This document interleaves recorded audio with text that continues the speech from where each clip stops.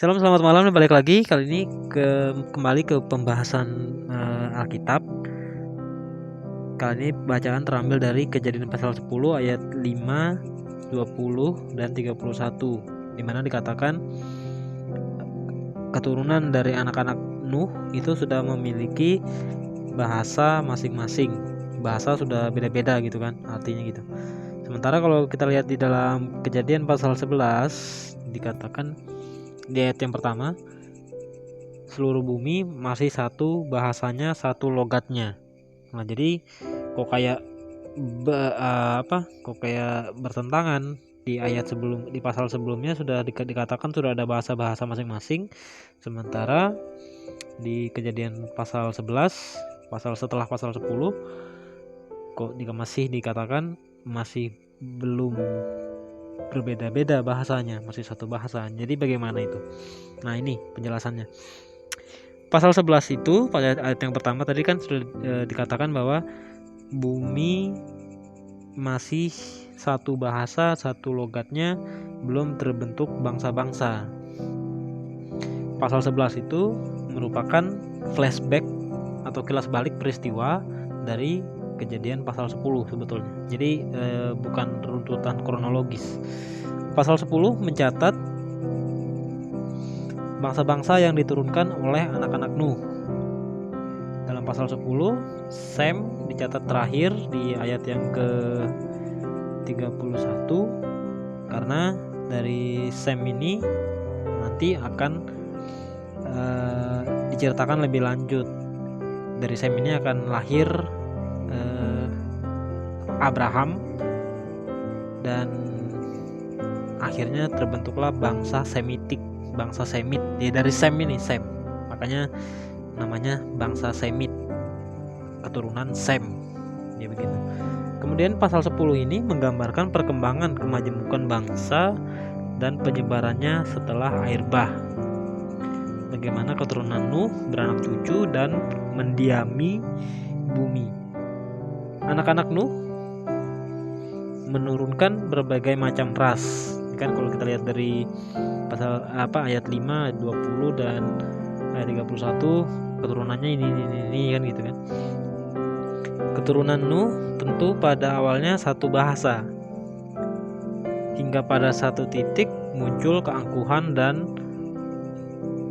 melupakan Tuhannya Nuh, melupakan Allah Nuh. Ingat waktu peristiwa setelah keluar dari bahtera, Nuh mempersembahkan korban kepada Tuhan.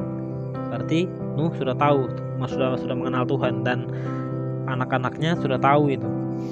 Anak-anak dari Nuh sudah tahu Tuhan, dan saya rasa juga generasi ketiga keempat juga mungkin masih tahu karena diceritakan turun-temurun kan gitu.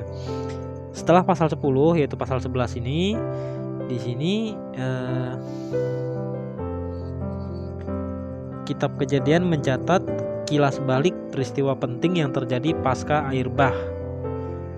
Kekacauan bahasa pada peristiwa pembangunan Menara Babel. Ini kita bisa lihat dari ayat yang pertama sampai ayat yang ke-9. Saat turun dari bahtera, Nuh dan keluarga memiliki satu bahasa ketika turun dari bahtera. Saat keturunan bertambah banyak, beranak cucu, beranak pinak, segala macam itu, mereka masih melestarikan bahasa tersebut, karena bahasa tersebut sudah bahasa yang mereka gunakan turun-temurun kan. Karena dari awal yang manusia yang masuk ke dalam bahtera pada saat peristiwa air bah itu ya cuma keluarga Nuh ini aja. Jadi mau bagaimana lagi, bahasa yang mana lagi mau mereka pakai kan gitu. Bahasa mereka itu aja lah. Tinggal di lembah. Kemudian mereka setelah keluar dari air bah itu, mereka tinggal di lembah Efrat. Kemudian setelah semakin banyak mereka semakin melebar, meluas dari pegunungan Ararat ke arah tanah datar Babel yang subur. Makanya mereka bermukim.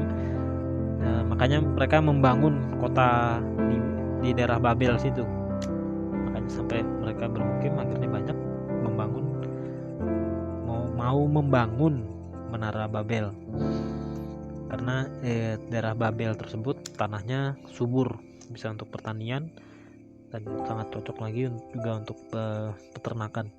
Di ayat ketiga dan ayat keempat di sini mereka bergeser ke timur dan menemukan tempat untuk dijadikan tempat tinggal. Semakin lama semakin besar dan menjadi sebuah kota. Ya di tanah datar Babel itu. Mereka ingin mendirikan menara yang mencapai langit guna memperoleh kehormatan. Atau di dalam ayat keempat itu dikatakan, marilah kita mencari nama. Itu mencari kehormatan maksudnya. Setidaknya ada dua tujuan pembangunan menara Babel yang kita temukan dari perikop ayat Kejadian 11:1-9 ini. Ya, dua, yang pertama yaitu popularitas yang dikatakan mencari nama di ayat yang keempat ini, dan persatuan dikatakan di sini supaya kita jangan terserak ke seluruh bumi. Kemudian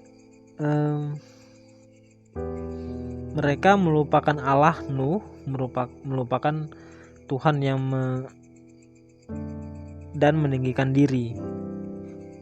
Jadi mereka sibuk untuk mengejar popularitas sampai melupakan Tuhan. Mungkin ini sudah generasi yang keberapa gitu kan. Di dalam Kejadian 11 ayat yang ke-6 di sini menggambarkan bahwa saat itu belum terbentuk bangsa-bangsa yang diturunkan oleh keturunan Nuh di ayat 10, di pasal 10 tadi. Dan dengan demikian jelas bahwa Kejadian 11 ini bukanlah kelanjutan kronologis, melainkan sebuah kilas balik peristiwa sebelum terbentuknya bangsa-bangsa. Kemudian di ayat 7, 8, 9 di sini Tuhan bertindak menggagalkan atau menghentikan rencana mereka dengan membuat keberagaman bahasa di antara mereka dan menyebarkan mereka. Kejadian 11 ini dia mencatat bagaimana peristiwa sampai terjadinya bangsa-bangsa. Mereka tercerai-berai itu, membentuk suku bangsa sendiri, membentuk bangsa-bangsa sendiri, membentuk bahasa, komunitas mereka berdasarkan bahasa mereka itu, seperti yang tercatat di dalam pasal 10 ini. Peristiwanya, latar belakangnya itu seperti apa, kejadiannya itu maksudnya. Sementara kalau di dalam Kejadian pasal 10 itu menjelaskan atau mencatat bangsa-bangsa yang diturunkan oleh anak-anak Nuh. Dari keturunan Sem itu suku bangsa yang mana-mana aja. Dari keturunan Ham itu suku bangsa yang mana-mana aja. Dari keturunan Yafet itu yang suku bangsa yang mana-mana aja gitu. Silsilahnya dicatat di Kejadian pasal 10. Sementara peristiwa bagaimana mereka bisa tercerai-berai itu jadi pasal 11. Jadi 10-11 itu bukan sebuah urutan kronologi, tetapi 11 itu merupakan flashback peristiwa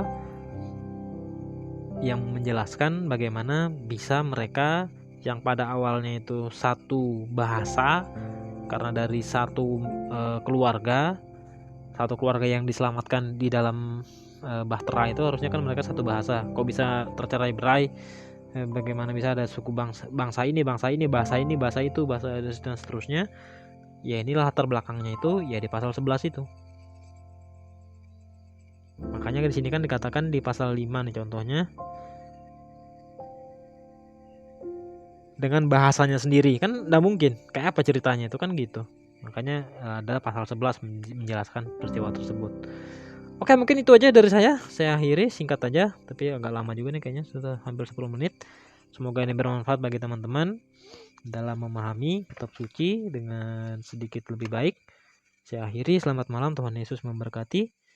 Shalom.